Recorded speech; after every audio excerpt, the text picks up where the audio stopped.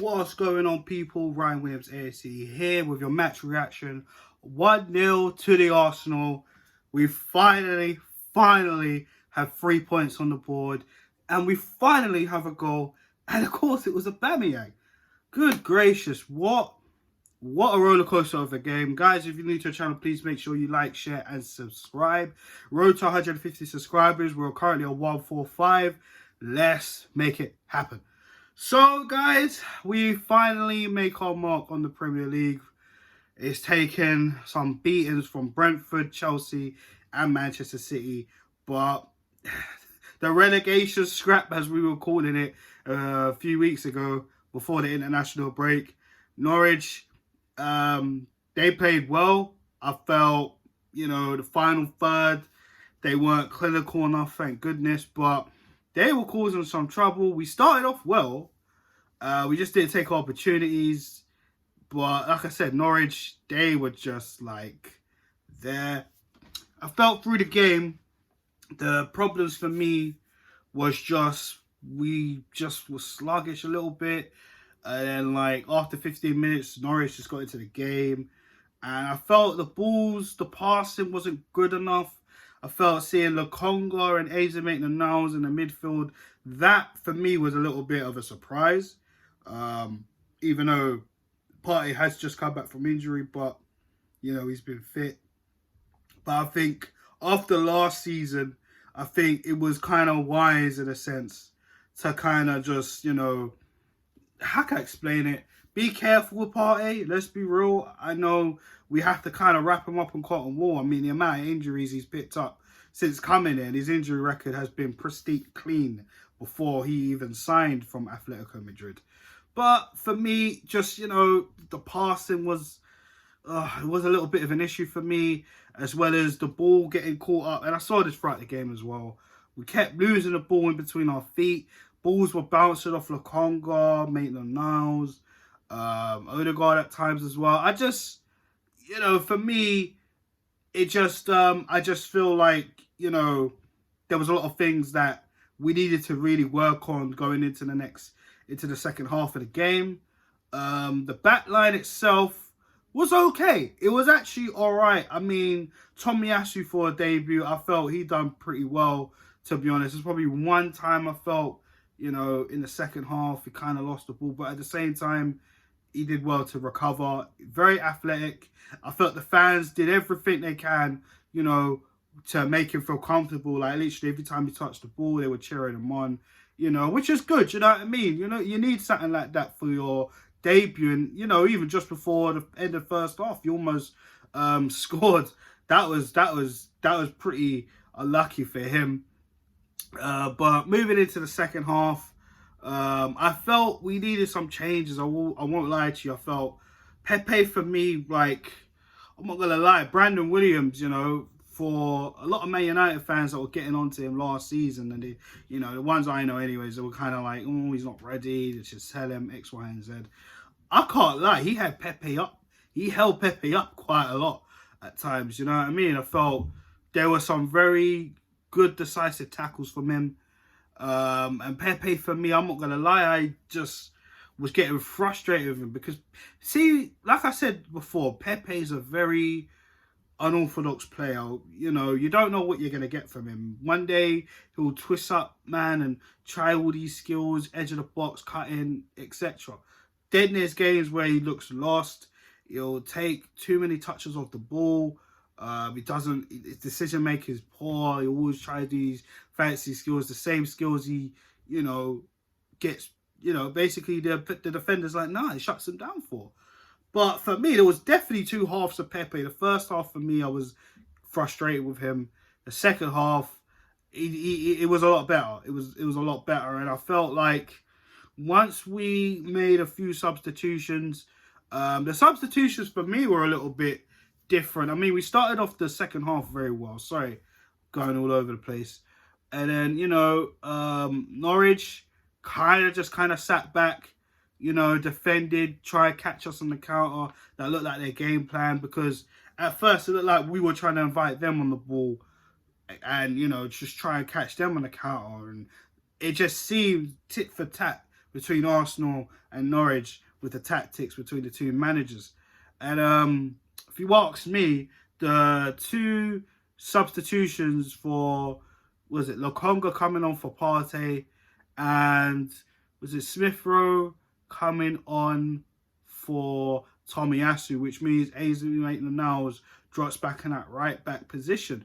So at first I was a little bit, I'm not sure. I would have kept Lokonga on because Lokonga likes to, you know, progress with the ball quite a bit. And, you know, if anything, he's the only one that would come back and defend. Not saying Ainsley wouldn't do that, but Ainsley's more as a progressor like Lokonga. So for me, I get it. At the same time, I didn't, because I felt like if you wanted to take Tomiyasu off, then bring Partey on, Ainsley goes back, and then you got Partey and Lokonga. But maybe it's just me. I just want to see Partey and Lokonga in that pivot.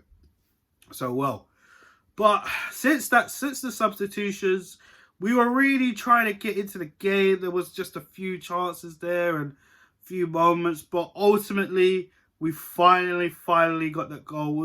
It looked like it was offside for a little minute. But, you know, whatever Pepe did to keep the ball in play was absolutely ridiculous. And when you see the way the lining was from when Pepe hit the post, the ball bounced back out, and then Pepe tried to come in, and, you know, it looked like a little collision. I'm not quite sure how that actually happened, but Tim Krul, Pepe, it looked like a little collision, and then obviously Pepe managed to get the ball out wide, and then Aubameyang was able to bring it home and make it 1-0, and everybody at that stadium were just losing their head. Even I lost my head. I was like, thank God we finally got a goal, and especially Aubameyang scoring that. That must have meant a lot to him, because, you know, last season he had a very, very bad, just a bad year. Let's be honest, you know, all the personal issues that he suffered, even on the pitch, some other issues also, like, he needed something, and we finally got the goal. He finally scored. And to be honest with you guys, what I did see a little bit different today from Arsenal was they were trying to actually pass the ball to him. And this is what we've been saying for quite a while. You know, not to start Smith Rowe and Ødegaard, even though eventually Smith Rowe and Ødegaard did play with the same team eventually. But I think what it was, Norwich was so stubborn that, you know, I felt Mikel Arteta just said, all right, you know what, F it. Throw out Smith Rowe, who could drive at the defence. Throw out Ødegaard, who can create. You know, we know Ødegaard can create. And I felt he got some good touches, good passes today. But at the same time, there was, you know, we were 1-0 up at the edge of the box. Like, there were times where he just kept losing the ball under his foot. Same with Saka at times. Same with Pepe at times. It was very frustrating. And, you know, there was even times where Tim Krul was starting to mess about a bit, like short and goal kicks and, you know, basically give the ball to us. And there was a chance with Emile Smith Rowe, and honestly, I felt he should have buried that. But Tim Krul came out to make himself look big, made Emile Smith Rowe kind of think about it when he smashed it. And, yeah, but let's face it. And Norwich, they had some chances as well. Timo Pukki, there was one specific chance I remember where he was in the box. He took the ball down and he had a shot. And I think it was Ben White that literally threw his body in front of the ball. Now, for me, that's very impressive. And I like that. And let's talk about the other opportunity that they had, or half a chance, where it was Pukki. I think it was a goal kick. Yes, it was a goal kick. Tim Krul must have just booted the ball up. And literally, Pukki was kind of like free. And then you had Ben White and Gabriel, and he tried to swivel past them. Ben White, I was impressed with. He didn't necessarily dive in. He saw Gabriel size him up, and he kind of thought, all right, I'm going to go side of him just in case Pukki tries to turn him. But Gabriel did ever so well to put pressure on him and knock the ball out for a throw-in. And, you know, they were talking about Gabriel and Ben White, you know, Mikel Arteta and Edu as well. Um, we need to see more of this. I think the defense today had a good game. Now, Ramsdale had a good game as well. There was a little shaky moment. He got away with it where he looked like he overtouched the ball, but he just managed to kind of like flick the ball a little bit just for Pookie to get misstepped. That was in the first half as well. I forgot to mention that as well. If I'm forgetting anything, I don't really think I am, to be honest. But overall, it was a good performance. I felt in terms of actually showing fight and not giving up and actually going at them when we could. I think for me, the only disappointing factors was I felt, you know, at times where we could have got the second goal, there's too many touches, the balls was going under our feet, we could have gotten out. And I really would like to, you know, try and get that goal difference down because, you know, we got some tough fixtures coming up. We got Burnley next away. Then we got the North London derby. I mean, it's not going to get any easier for Arsenal in the league. But 3 points, Aubameyang scores, 1-0 to the Arsenal. Wait, heard that in such a while. Such a while. And yeah, guys, let me know your thoughts in the comment section below. Man of the match for me. Now, it's a bit tricky. I think for me, it's tough because for me, I might have to give it to one of the defenders. Now, it's very unheard of that I really do that because how our defense has been so shocking. But I might lean towards between Gabriel, Ben White. The attackers, was there anyone that stand out for performance? Of course, Aubameyang got the goal. Pepe was a bit hot and cold for me. Saka was doing his thing, but you know, he wasn't rubbish, but he wasn't amazing. You know, I'm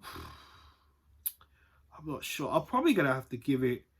It's tough. I'm gonna split it between Ben White and Gabriel because for me, when it became the most critical times, these guys put their bodies on the line and literally, you know, protected Ramsdale. And, you know, Tierney had a good game. Tomiyasu had a good debut.